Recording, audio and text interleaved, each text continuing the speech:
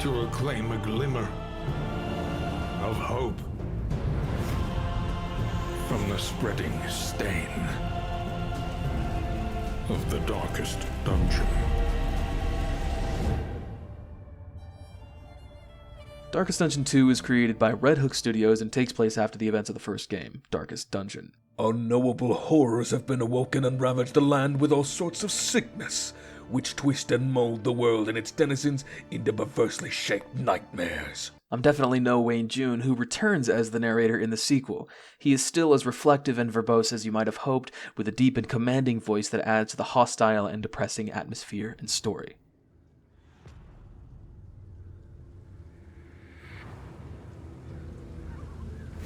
War rewards only resignation.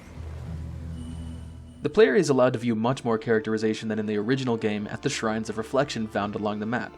These allow us to choose a hero to learn about. This could lead to a gameplay segment representing a memory or a brief narration. Upon completing either of these, you are awarded a new move for your chosen hero, and these can drastically change your playstyle.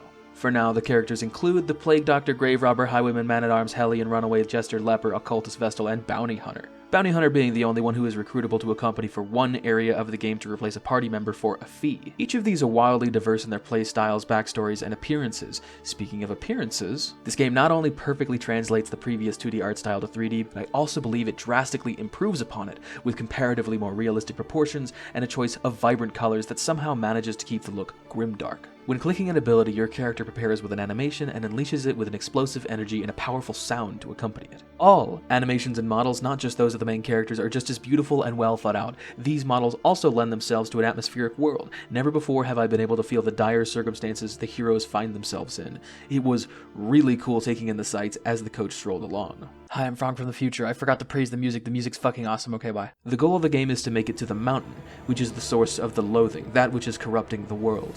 To do that, you hire your band of adventurers, ride along your planned path, and come across encounters which provide you with a benefit of some kind, or it could simply be a combat for spoils. Most chapters will require you to defeat at least one boss before entering the mountain.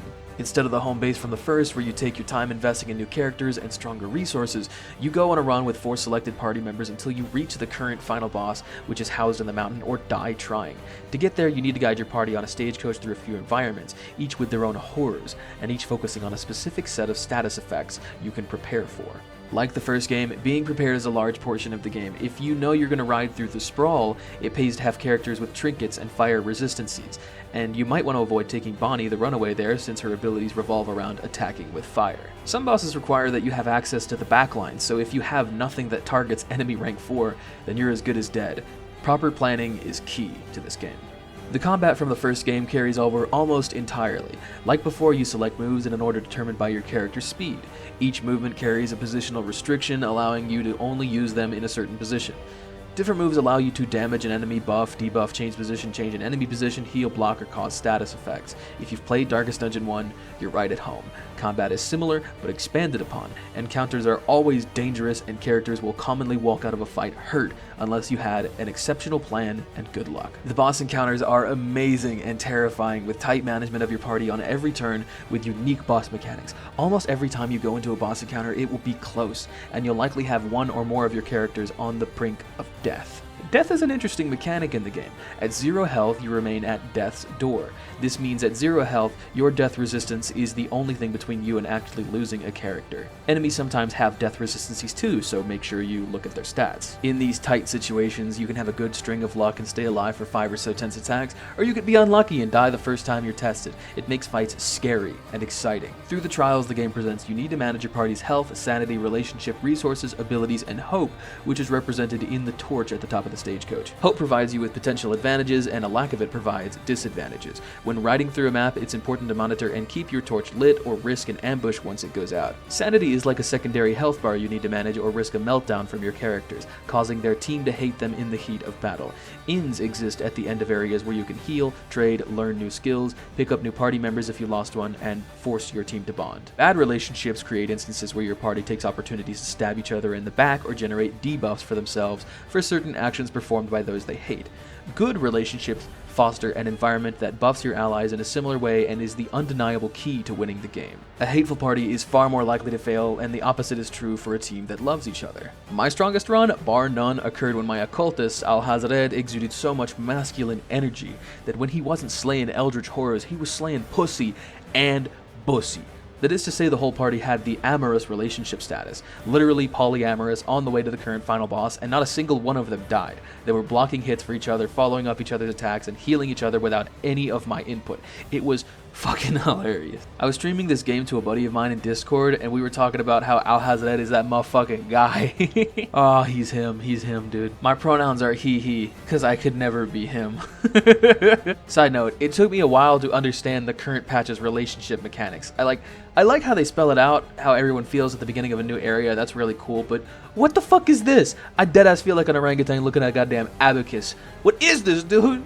After a party wipe, you only retain candles for subsequent runs. These candles are used to unlock characters, coach skins, items, subclasses, and now pets. To get them, you need to fulfill requirements in character-specific quests or visit marked locations. Personally, it doesn't feel rewarding enough to complete a seemingly hopeless run.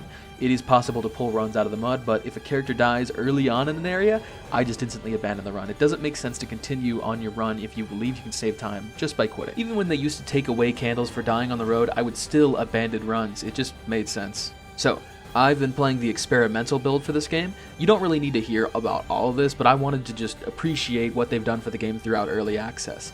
They updated it to be much better while I was writing stuff down for the review, and frankly got rid of almost all my complaints that I was gonna put in this video. The beginnings were cut shorter to get into a new game, which makes it less frustrating to die, and they also get to keep the first area, which I think is beautiful. They added pets, which makes the game a little easier, honestly. They updated the coach driving, which gives you a lot more reason to care about it by adding resources that can degrade when choosing certain paths and giving combat benefits when full.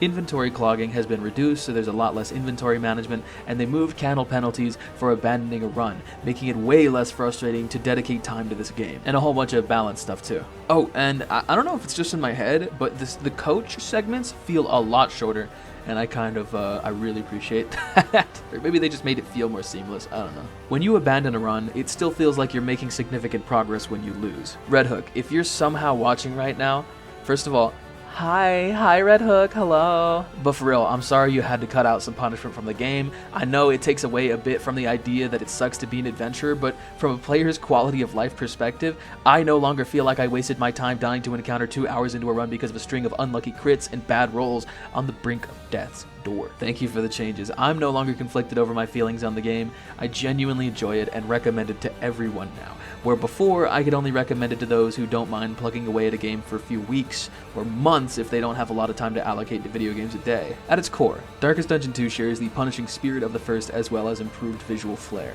This game rewards greater understanding once you put time into it.